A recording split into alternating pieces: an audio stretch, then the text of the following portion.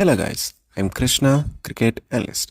ఈరోజు మనం India versus South Africa first test day 3లో ఇండియా ఎదుర్కొన్న భారీ ఓటమి గురించి క్లియర్గా మాట్లాడుకుందాం.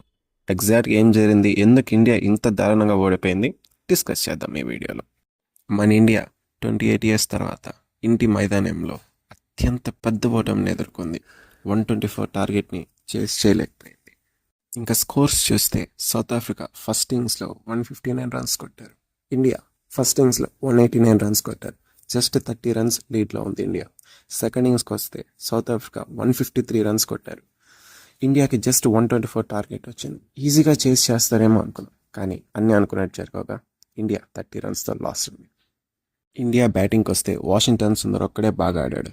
అండ్ సౌత్ ఆఫ్రికాలో కేశవ్ మహారాజ్ 2 వికెట్లు తీశాడు. మార్కో జాన్సన్ 3 వికెట్లు తీశాడు. అండ్ స్పిన్ బౌలర్ అయిన శామన్ హార్మర్ 4 వికెట్లు తీశాడు. Player of the match శామన్ హార్మర్. 30 runs తేడాతో ఇండియా ఘోరమైన ఓటమి ఎదుర్కొంది. సెకండ్ ఇన్నింగ్స్లో అయితే మన బ్యాటింగ్ అయితే పూర్తిగా చేతులెత్తేశారు. South Africa bowlers line and లెంత్ని అద్భుతంగా ఉపయోగించుకున్నారు. ఫీల్డింగ్లు, క్యాచ్లు, స్ట్రాటజీస్ ప్రతి విషయంలోనూ వాళ్ళు చాలా బాగా ఆడారు. ఈ మ్యాచ్ ఇండియన్ టీంకి ఒక పెద్ద మైనస్. అలాగే team selection, batting order, strategies అన్ని అంశాలపై క్వశ్చన్స్ లేవనెత్తున్నాయి. నెక్స్ట్ మ్యాచ్లో అయినా ఇండియా స్ట్రాంగ్గా కంబ్యాక్ ఇవ్వాలని కోరుకుంది. ప్రత్యేకంగా బ్యాటింగ్ ఆర్డర్ చాలా దృష్టి పెట్టాలి.